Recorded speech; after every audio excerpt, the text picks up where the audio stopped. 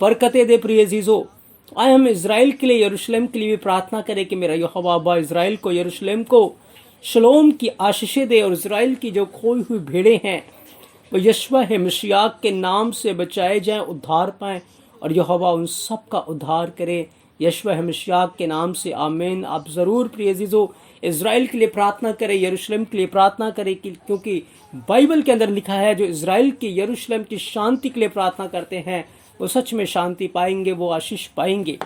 तो जैसा कि आज का विषय है, आप जानते हैं, सच्चा विश्राम पाने की कुंजी। आज अपने इस विषय के ऊपर हम अपना ध्यान केंद्रित करेंगे, और मैं विश्वास करता हूं कि जब आज के विषय को आप जानेंगे, सीखेंगे, तो सच में आप बहुत सारी आशीषों को, बरकतों को आप पाएंगे, और एक बड़े बोझ से, जिस बोझ में आप दबे हुए हैं, आप उस बोझ से निकल पाएंगे। क्योंकि सच में जो विश्राम यशवा है मसीह अपने लोगों को देता है, वो विश्राम इस दुनिया के विश्राम से बहुत हटकर है। और सच में जब हम उस विश्राम को पाएंगे, उस शब्द को अपने जीवन में पाएंगे, तो सच में हमारी जिंदगियां, हमारे जीवन बदल जाएंगे। आज का विषय सुनने में हमें बहुत सिंपल और सादा लगता है, लेकिन उसके अंदर सच में भेद छुपा हुआ है, रहस्य की बातें छुपी हुई है प्रिय अजीजों। और जब आप इन रहस्य की बातों को जानेंगे तो सच में आप अपने जीवन में आशीषों को, बरकतों को हासिल करेंगे प्रिय अजीजों। तो हमारे विषय की जो शुरुआत होती है, आज हम मत्ती 11 अध्याय उसके 28 से 30 वचन के ऊपर अपना ध्यान केंद्रित करेंगे। और यहाँ पर क्या लिखा है, यशवा मसीह ने क्या बोला कि हे सब परिश्रम करने वालों और बोझ से दबे हुए लोगों, मेरे पास आओ, मैं तुम्हें विश्राम दूंगा। यशवा मसीह ने मत्ती 11 अध्याय उसके 28 से 30 वचन के अंदर क्या कहा कि हे सब परिश्रम करने वालों और बोझ से दबे लोगों, मेरे पास आओ, मैं तुम्हें विश्राम दूंगा। ये यीशु मसीह का वादा है, ये यीशु मसीह की प्रतिज्ञा है, किसी इंसान की प्रतिज्ञा नहीं, पर सच में स्वर्ग और पृथ्वी को बनाने वाले जीवित यहोवा के इकलौते पुत्र यशवा मसीह का ये वादा है कि हे सब परिश्रम करने वालों, तुम मेरे पास आओ, हे बोझ से दबे लोगों, मेरे पास आओ, मैं तुम्हें विश्राम दूंगा।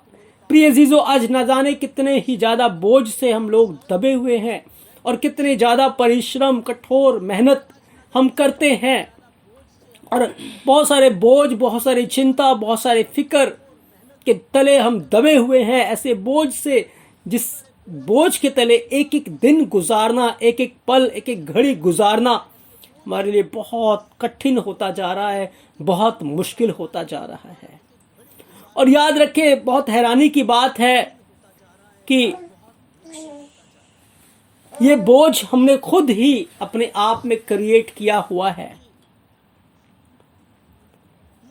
अपने आप में हमने इस बोझ को के अंदर अपने आप को दबाया हुआ है प्रिय चीजों, क्योंकि हम चिंता करते हैं, हम सोचते रहते हैं, और सोच सोच कर हमने अपने आप का बुरा हाल किया हुआ है।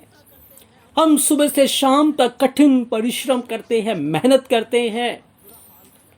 मैं ये नहीं कह रहा कि हमें परिश्रम नहीं करना, पर बाइबल ये बयान करती है, ये बताती है कि हे सब परिश्रम करने वालों और बोझ से दबे लोगों, मेरे पास आओ, मैं तुम्हें विश्राम दूंगा। यीशु मसीह का एक खुला इनविटेशन है कि जो बोझ से दबे हुए हैं, जो कठिन परिश्रम करते हैं, वो यीशु मसीह के पास आए। हमें यीशु मसीह के पास आना है तो सच्चा विश्राम हमें यीशु मसीह के पास से मिलेगा प्रिय अजीजों। तो प्रिय अजीजों, आज बहुत सारे बोझ से हम दबे हुए हैं, और वो बोझ पाप का बोझ है, वो बोझ चिंता का बोझ है, वो बोझ समस्याओं का बोझ है, वो बोझ परेशानियों का बोझ है, और जिसके विषय में हम रात दिन सोचते रहते हैं, रात दिन उसके ऊपर ध्यान करते रहते हैं, और रात दिन उसके ऊपर हम सोच सोच कर बीमार पड़ जाते हैं, और बुरा हाल हो जाता है। हमारा जो बोझ है वो कम होने के बजाय बढ़ता जाता है। आज उस बोझ को खत्म करने की कुंजी मैं आपको दूंगा प्रिय अजीजों, और उस सच्चे विश्राम को प्राप्त करने की कुंजी भी आज आप पाएंगे। और उस कुंजी को जब आप अपने जीवन के अंदर हासिल करेंगे तो सच में आप उस बोझ से निकल जाएंगे, और यहोवा के इस विश्राम को, यहोवा की शांति को अपने जीवन में आप देखेंगे प्रिय अजीजों। जब आप 29 वर्स को पढ़ते हैं, यहां पर यीशु मसीह ने क्या कहा कि मेरा जुआ अपने ऊपर उठा लो। यीशु मसीह ने कहा जो जिस जुए के तले तुम हो, जिस बोझ के अंडर में तुम हो, जिस चिंता में, जिस फिक्र के अंदर तुम हो, उस चिंता को मुझे दे दो, और जो जुआ मेरा है उस जुए को तुम अपने ऊपर ले लो, मेरे जुए को अपने ऊपर उठा लो और फिर मुझसे सीखो, क्योंकि मैं मन में नम्र और दीन हूं, तब तुम अपने मनों में विश्राम पाओगे। आज हमें यह जानना है कि यीशु मसीह का जुआ क्या है। जिस जुए की बात यीशु मसीह कर रहे हैं वो जुआ क्या है, उस जुए के विषय में आज हम जानेंगे। तभी हम अपने बोझ से, उस कठिन परिश्रम से जो हम कर रहे हैं, हम बाहर निकल पाएंगे प्रिय अजीजों, और अपने जीवन में हम यहोवा की शांति को, यहोवा के विश्राम को पाएंगे। याद रखें, जब आप भजन संहिता 127 अध्याय को पढ़ते हैं, लिखा है हमारा सुबह से शाम तक जो मेहनत करना है वो व्यर्थ है, क्योंकि यहोवा अपने प्रियो को मीठी नींद देता है, अपने प्रियो को यूं ही सब कुछ प्रदान करता है, वो अपने लोगों को मीठी नींद देता है प्रिय अजीजों। तो यीशु मसीह ने कहा मेरा जुआ अपने ऊपर ले लो, तुम अपना चिंता, अपना बोझ, अपनी फिक्र, अपनी समस्याएं मुझे दे दो, और मेरा जो जुआ है वो तुम अपने ऊपर ले लो। जब आपने खेत के अंदर देखा होगा कि जो बैल को चराते हैं, बैल को से हल जोतते हैं, वो क्या करते हैं, किस प्रकार से आपने देखा हो, एक हल होता है और आगे दो बैल होती है, और उनके जो कंधों के ऊपर एक जुआ रखा होता है प्रिय जी, जो हल जो रखा होता है उसको जुआ बोलते हैं, और पीछे एक किसान होता है जो उसको हाँक रहा होता है। याद रखे, जो किसान है वो यहोवा की तस्वीर है। जो हल आप देख रहे हैं, जो जुआ आप देख रहे हैं, जिस जुए को यीशु मसीह ने अपने ऊपर लिया हुआ है, उसी जुए के नीचे यीशु मसीह हमें आने के लिए कह रहे हैं। अब तक हम संसार के जुए में जोत रहे हैं, संसार की चिंताओं में जुट रहे हैं, संसार की फिक्रों में जुट रहे हैं, लेकिन यीशु मसीह हमें कहता है तुम मेरे जुए के नीचे आओ। अब तक तुम संसारिक जुए के नीचे हो, संसारिक बोझ के नीचे हो, जो बहुत ज्यादा है, और उसमें तुम दब रहे हो, लेकिन अब उस जुए को उतार कर, अब उस बोझ को तुम मुझे दे दो और तुम मेरे जुए के नीचे आओ। याद रखे, उस जैसे आपने देखा होगा कि किस प्रकार से किसान हल जोतता है, आगे दो बैल होती है और उनके ऊपर एक जुआ रखा होता है, उसको जुआ बोलते हैं, और वो फिर हल जोतता है। याद रखे, यीशु मसीह, एक तरफ यीशु मसीह है और दूसरी तरफ यीशु मसीह कहता है बैल की जगह हमें आने के लिए। एक तरफ वो है और एक तरफ हम है, और पीछे चलाने वाला यहोवा एलोहिम है। और जो जुआ उसने हमारे ऊपर रखा है वो यहोवा का वचन है, वो यहोवा की आज्ञाएं हैं, वो यहोवा से प्रार्थना करना है प्रिय अजीजों। उस जुए के नीचे वो हमें आने के लिए कह रहा है, और वो कहता है अपनी समस्याएं, अपनी चिंताएं, अपने बोझ तुम मुझे दे दो, क्योंकि तुम उन्हें सोच सोच कर न एक बाल काला कर सकते हो, न एक बाल सफेद कर सकते हो। लेकिन जब तुम मेरे जुए के नीचे आओगे, जब तुम मेरे पास आओगे, तो मैं तुम्हारे बोझ को तुमसे ले लूंगा, और जब तुम मेरे जुए के नीचे आओगे तो फिर तुम मुझसे सीखोगे, क्योंकि यीशु मसीह ने बताया था जैसे मैंने किया है, जैसे यीशु मसीह ने किया है उस जुए के नीचे रहकर, वैसे ही तुम भी करो। देखो यीशु मसीह को, यीशु मसीह ने कहा मुझसे सीखो, क्योंकि जब आप यीशु मसीह के साथ साथ चलेंगे, जब आप यीशु मसीह के साथ साथ चलेंगे, तब आप यीशु मसीह से सीख पाएंगे। हम जिस व्यक्ति के साथ रहते हैं उस व्यक्ति के विषय में हम जान पाते हैं। जब आप यीशु मसीह के साथ साथ चलेंगे यहोवा के जुए के नीचे, तो आप फिर यीशु मसीह से सीख पाएंगे, यीशु मसीह से समझ पाएंगे, और फिर आप क्या सीखेंगे? यीशु मसीह बहुत मन में नम्र है और दीन है, और फिर आप अपने मनों में, लिखा है, विश्राम पाओगे। ये कुंजी है सच्चे विश्राम को प्राप्त करने की। क्योंकि यीशु मसीह ने कहा मेरा जुआ सहज है और मेरा बोझ हल्का है। अब तक प्रिय अजीजों हम बहुत सारे बोझों से दबे हुए हैं, बहुत सारी चिंताओं से, बहुत सारी फिक्रों से हम दबे हुए। लेकिन याद रखें, कभी हमने प्रार्थना नहीं की कि यहोवा यशवा हमशाक मुझे अपने बोझ से भर दे, मुझे तेरे बोझ के नीचे आना है, मुझे तेरे आपके जुए के नीचे आना है। कभी भी हम ऐसी दुआएं नहीं करते। हम सिर्फ इतनी प्रार्थना करते हैं, यहोवा मेरा बोझ उठा, मेरी चिंताएं हैं, मेरी फिक्रें हैं वो दूर कर, मेरी समस्याएं हैं वो दूर कर। लेकिन कभी हम ये प्रार्थना नहीं करते, यहोवा मुझे प्रार्थना का बोझ दे, यहोवा मुझे वचन को पढ़ने का बोझ दे, यहोवा मुझे आज्ञाकारी करने का बोझ दे। मैं उस जुए के नीचे आता हूं जिस जुए की बात यीशु मसीह ने की है। याद रखें, जब आप यहोवा के बोझ के नीचे आएंगे, क्योंकि उसका बोझ हल्का है, उसका जुआ हल्का है, उस जुए के नीचे आएंगे तो फिर कोई और जुआ आपके ऊपर नहीं आएगा, फिर कोई और बोझ आपके ऊपर नहीं आ पाएगा, क्योंकि आप ऑलरेडी एक जुए के नीचे हैं। और दो जुए के नीचे आप नहीं रह सकते। या तो आप यहोवा के जुए के नीचे रहेंगे या आप संसार के जुए के नीचे रहेंगे। फैसला आपको लेना है कि आपको कौन से जुए के नीचे रहना है। आपको यहोवा के जुए के नीचे रहना है या संसार के जुए के नीचे रहना। संसार के जुए के नीचे रहेंगे तो आप चिंताओं में, समस्याओं में, परेशानियों में घिरे रहेंगे और आपको समझ नहीं आएगा कि आपको क्या करना है। तभी यीशु मसीह ने बुलाया है, ए गुनाह और बोझ से दबे लोगों मेरे पास आओ, मैं तुम्हें विश्राम दूंगा। मेरा जुआ अपने ऊपर ले लो, तब तुम मुझसे विश्राम पाओगे, मुझसे सीखो। प्रिय अजीजों, हमें अपनी सारी चिंता यीशु मसीह के ऊपर रखकर बिल्कुल रिलैक्स हो जाना है और फिर प्रार्थना में आना कि यहोवा यीशु मसीह मुझे आपके जुए के नीचे आना, मैं आपके जुए के नीचे आता हूँ, मुझे प्रार्थना करने का बोझ दो, मुझे आत्माओं के लिए बोझ दो, मुझे वचन को पढ़ने का बोझ दो।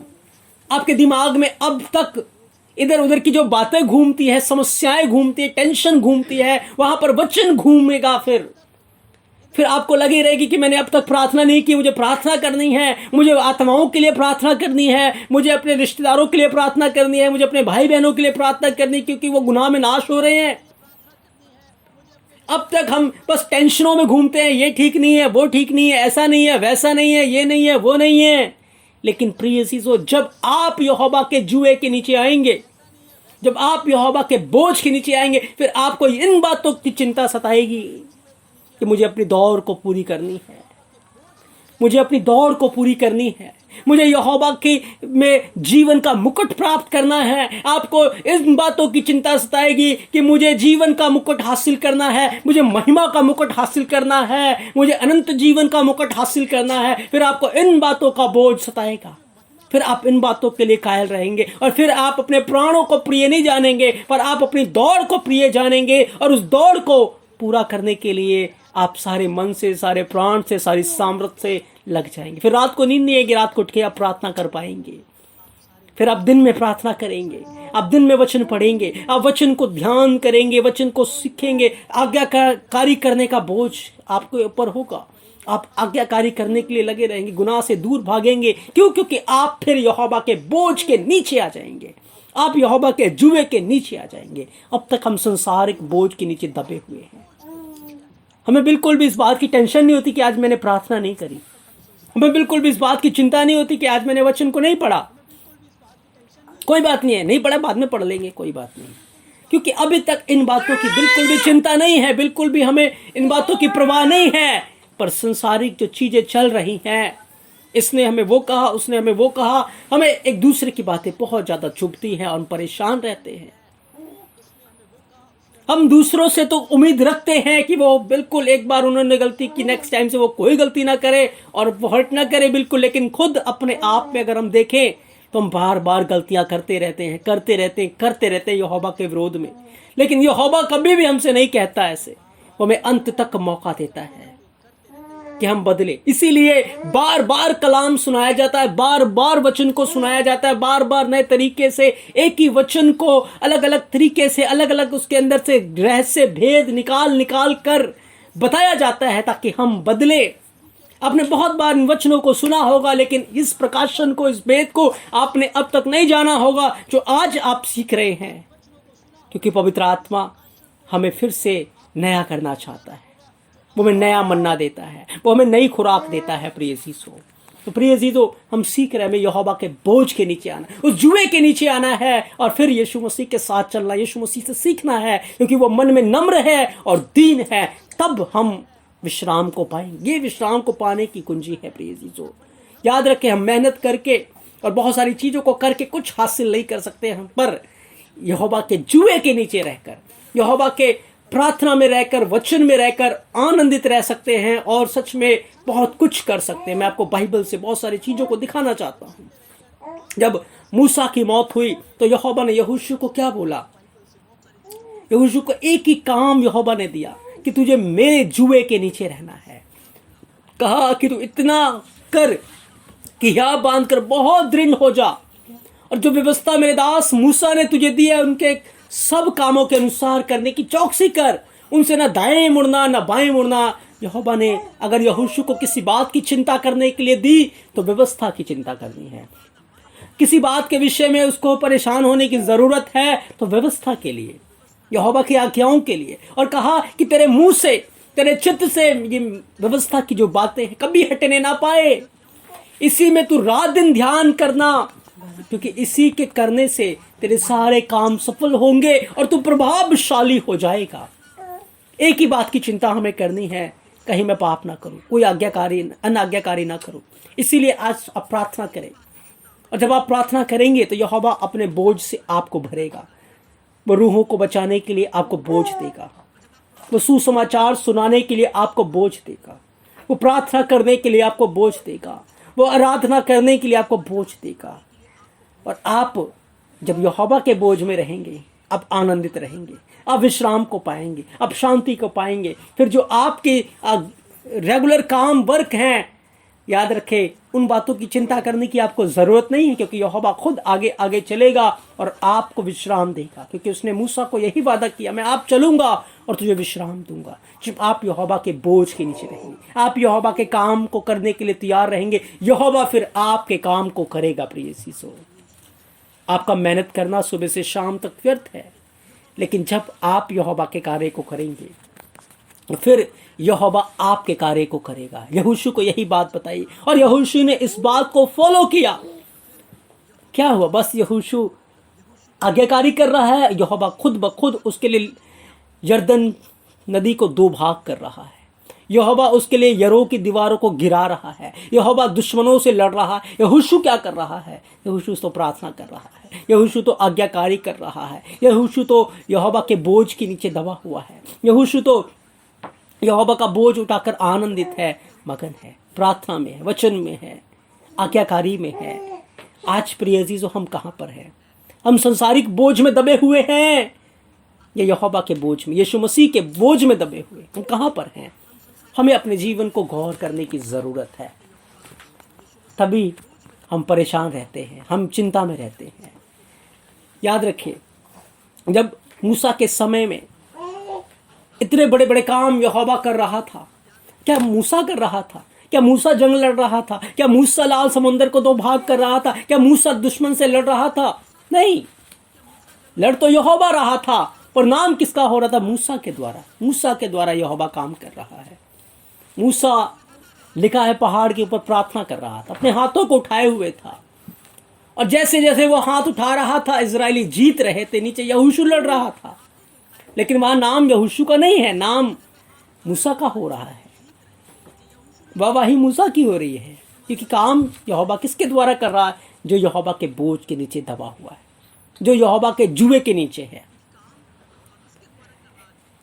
मूसा तो हाथ उठाकर सारा दिन प्रार्थना करता रहा, लेकिन जब उसके सेवकों ने देखा कि जैसे मूसा हाथ उठाता है हम जीतते हैं, और वो हाथ नीचे करता हम हारने लगते, क्योंकि यहोवा उस जंग को खुद ब खुद लड़ रहा था, तो उसके सेवकों ने मूसा को बिठा दिया और दोनों हाथों को वो संभाले रहे, और उसके हाथ शाम तक, लिखा यहोवा की ओर उठे रहे।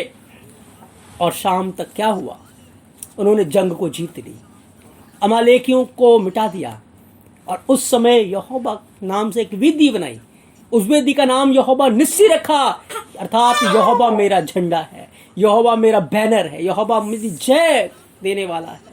ये क्यों हुआ? अगर वो चिंता में रहते, वो सोचते रहते हम कैसे अपने दुश्मन के ऊपर फतह पाएंगे, कैसे अपने दुश्मन से जीतेंगे, कैसे अपने दुश्मन से हम जंग को लड़ेंगे, वो बहुत ज़्यादा मजबूत हैं, वो बहुत ज़्यादा हमसे पावरफुल है, हम उनसे नहीं जीत पाएंगे, और वो लड़ाई का अभ्यास करते रहते, वो इन चीज़ों में टेंशन में रहते, वो कभी भी जंग को ना जीत पाते। लेकिन जब उन्होंने यहोवा की ओर देखा, यहोवा के जुए के नीचे आ गए, यहोवा ने उनको विश्राम दिया, यहोवा ने मूसा को विश्राम दिया, यहोवा ने मूसा के द्वारा बड़े कार्य किए। लेकिन वो कैसे हुए? जब हम उसके जुए के नीचे रहेंगे, हम इधर उधर की बातों को नहीं सुनेंगे, हम इधर उधर की बातों के ऊपर ध्यान नहीं लगाएंगे। क्योंकि अगर हम इधर उधर की बातों के ऊपर ध्यान लगाएंगे जो हमारी हानि के लिए है, जिन बातों से हमें दुख पहुंचता है, हमें हर्ट होता है, तो याद रखें फिर हम संसारिक बोझ के नीचे दब जाएंगे। प्रिय चीजों, दब जाएंगे। हमें इधर उधर नहीं सुनना, हमें अपने चरवाहे की आवाज को सुनना। भेड़े प्रायों का शब्द नहीं सुनती, वो अपने चरवाहे का शब्द सुनती है। प्रिय चीजों, चाहे कुछ भी हो, हम जब यहोवा के बोझ के नीचे रहेंगे तो फिर हम सच्चा विश्राम पाएंगे। फिर हमें बोझ होगा कि चाहे कुछ भी हो जाए, मुझे प्राण देने तक विश्वास योग्य रहना है। फिर हमें बोझ होगा चाहे कुछ भी हो जाए, हमें आज्ञाकारी करनी है। हमें बोझ होगा चाहे कुछ भी हो जाए, आज मुझे ज़्यादा से ज़्यादा समय प्रार्थना में बिताना है। चलते फिरते उठते बैठते चाहे हम कहीं भी है, कम प्रार्थना में रहेंगे। हम आत्माओं के लिए प्रार्थना करेंगे, अपने भाई बहनों के लिए प्रार्थना करेंगे, अपने सताने वालों के लिए प्रार्थना करेंगे, अपने दुश्मनों के लिए प्रार्थना करेंगे। हम हर किसी के लिए प्रार्थना करें। क्यों? क्योंकि हम यहोवा के जुए के नीचे, हम उसके बोझ के नीचे हैं।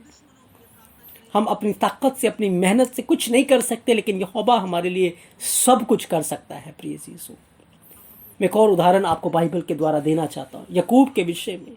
याकूब जब लबान के घर से लौट रहा था, उसका भाई ईसाऊ उसको मारना चाहता था। जब हम अपनी बाइबल को पढ़ते हैं तो हमारी बाइबल के अंदर नहीं लिखा कि ईसाऊ उसको मारना चाहता था, लेकिन जब आप इतिहास के पन्ने उठाकर देखेंगे, यशार की किताब के अंदर लिखा हुआ है कि याकूब प्रार्थना करता है अब्राहम इसहाक के यहोवा से कि मेरा भाई मुझसे मिलकर मुझे मारना चाहता है। हे यहोवा, तू मुझे बचाने की सामर्थ रखता है। वो प्रार्थना के बोझ से दबा हुआ, वो प्रार्थना कर रहा है।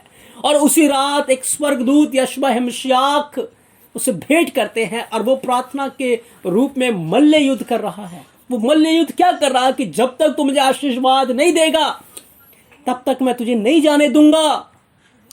और वो प्रार्थना कर रहा है कि मेरा भाई मुझे मारना चाहता है, मैं बड़ी संकट में हूं, बड़ी विपत्ति में हूं, जब तक तू मुझे आशीर्वाद नहीं देगा मैं तुझे नहीं जाने दूंगा। वो प्रार्थना से उठने को तैयार नहीं है, वो घुटनों के बल उठने के तैयार नहीं है। याकूब प्रार्थना कर रहा है और यहोवा उसको छोड़कर नहीं जा सकता, क्योंकि वो घुटनों के बल है।